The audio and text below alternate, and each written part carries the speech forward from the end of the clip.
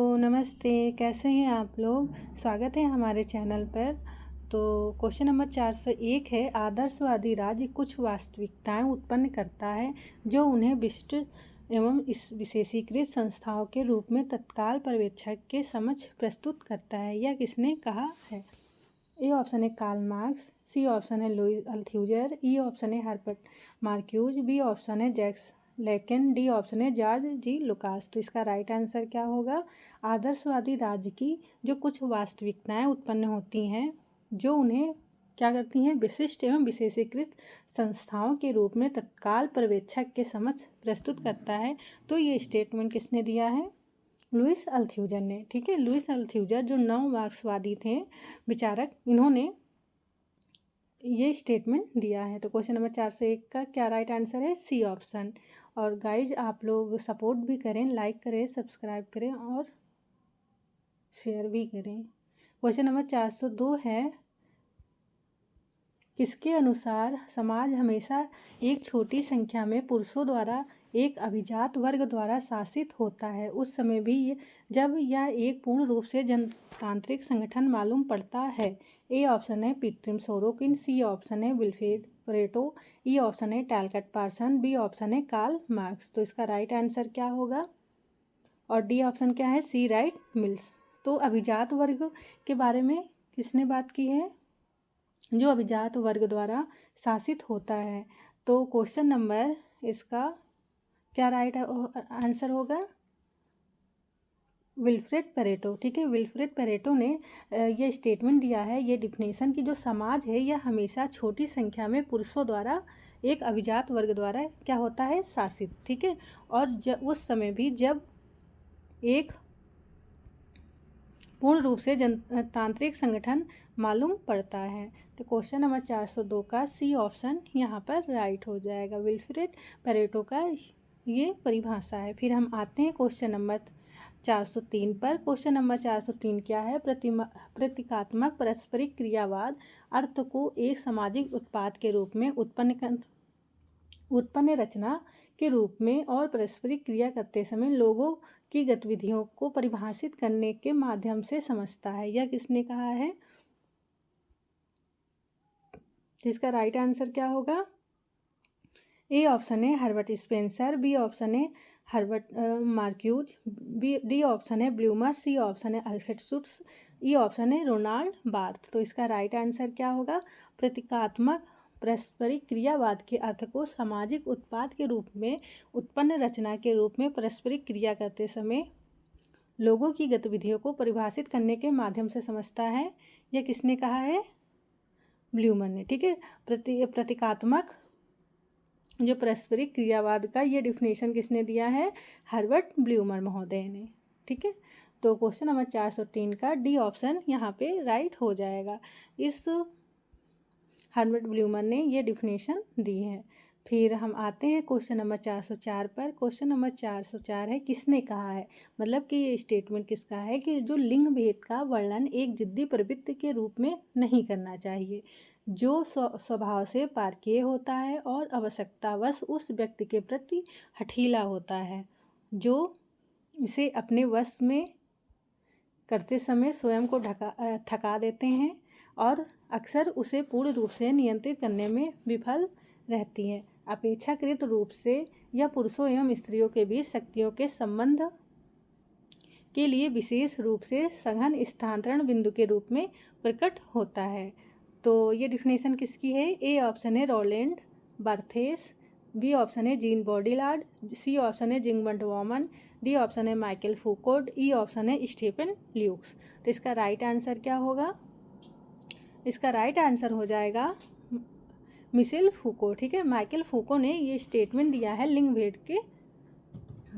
Question number 404 का D option यहाँ पर राइट हो जाएगा। ठीक है, फिर हम आते हैं क्वेश्चन नंबर 405 पर। क्वेश्चन नंबर 405 क्या है? किसने कहा? इस बात पर बहस करने का अच्छा कारण है आधुनिक भारत में जाति चेतना और संगठन में वृद्धि हुई है। उदाहरण के लिए देखें, भारतीय शहरों में जाति बैंकों, हॉस्टलों, सरकारी समितियों, धर्मार्थ सम्मेलनों एवं पत्रिकाओं का संस्थाओं, विवाह हालों का प्रसार। तो ये स्टेटमेंट किसका है? ए ऑप्शन है B R Ambedkar, B option है T N Madan, C option है R K Jain, D option है योगेंद्र सिंह, वाई सिंह और ई ऑप्शन है एम श्रीनिवास। तो यहाँ पे ये स्टेटमेंट जो है श्रीनिवास ने दिया है, ई ऑप्शन यहाँ पे राइट है, एम श्रीनिवास ने ये स्टेटमेंट दिया है। ठीक है, किसके संदर्भ में? आधुनिक भारत में जाति चेतना के संदर्भ में। ठीक है, जाति चेतना के संदर्भ में एम श्रीनिवासन ने यह कहा है कि उदाहरण के लिए अगर जैसे भारतीय शहरों में जाति बैंकों और हॉस्टलों, सरकारी समितियों, धर्मार्थ सम्मेलनों एवं पत्रिकाओं, संस्थाओं और विवाह प्रसार में जो है वृद्धि हुई है। ठीक है, तो क्वेश्चन नंबर 405 का ई ऑप्शन यहाँ पर राइट है। फिर हम आते हैं क्वेश्चन नंबर 406 पर। क्वेश्चन नंबर 406 क्या है? ज़्यादा अधिक बुरी बात यह है चापलूसी एवं मानव संसर्ग में यह बाधाएं अपनी अस्पृश्यता के कारण न केवल सार्वजनिक जीवन में भेदभाव की संभावना शामिल करते हैं, बल्कि वास्तव में अवसर हर समानता का सकारात्मक परित्याग और उन अधिकांश प्रारंभिक नागरिक अधिकारी परित्याग की योजना करते हैं जिन पर सभी मानव अस्तित्व निर्भर करते हैं। तो इसका राइट आंसर क्या होगा? ए ऑप्शन है गेल ओम्बेट, बी ऑप्शन है गोपाल गुरु, सी ऑप्शन है M N Srinivas, D option है B R Ambedkar, E option है जी एस घुर्रे। तो इसका राइट आंसर क्या होगा?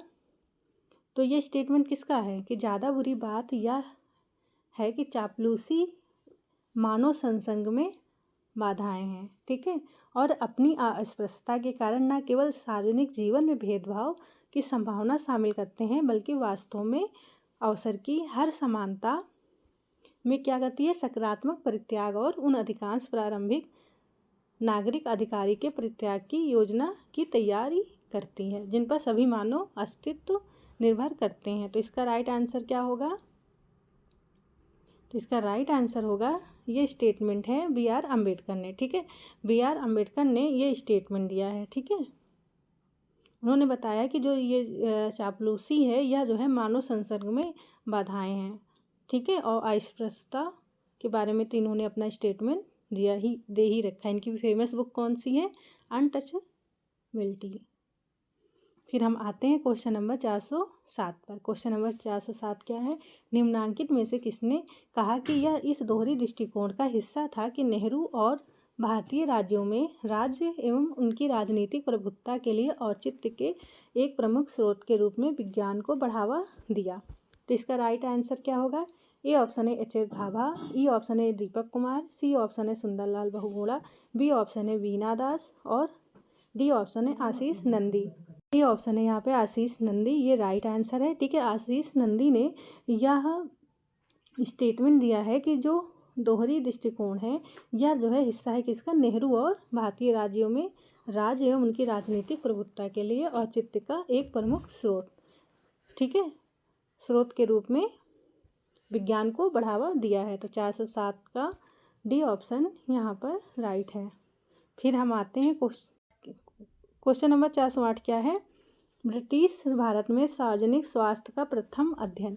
इसमें भारत और उसके निवासियों के प्रति यूरोपीय दृष्टिकोण जैसे कई पहले अनुसंधान रहित रहे क्षेत्र शामिल हैं और जिस ढंग से इन्हें चिकित्सा साहित्य पर चिकित्सा नीति में परिलक्षित किया गया, भारतीय नियंत्रण के अधीन स्थानीय स्तर पर सार्वजनिक स्वास्थ्य का भाग्य और औपनिवेशिक व्यवहार और मक्का का तीर्थ यात्रा पर संगरोध के प्रभाव द्वारा किया जाता है।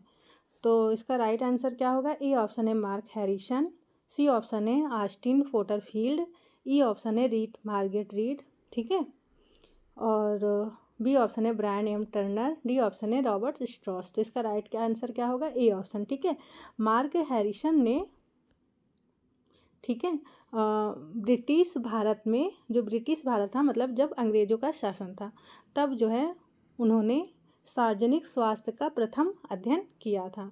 तो इसके द्वारा इन्होंने एक मतलब स्टेटमेंट दिया एक तरह से कि जो ब्रिटिश भारत में जो सार्वजनिक स्वास्थ्य था, इसका जब प्रथम अध्ययन इन्होंने किया तो इसमें देखा कि भारत और उसके निवासियों के प्रति यूरोपीय दृष्टिकोण जैसे कि पहले अनुसंधान रहित रहे क्षेत्र शामिल हैं, जिसमें अनुसंधान रिसर्च नहीं किया गया था, वो भी इनके अध्ययन में शामिल था। किसके? मार्क हैरिसन के।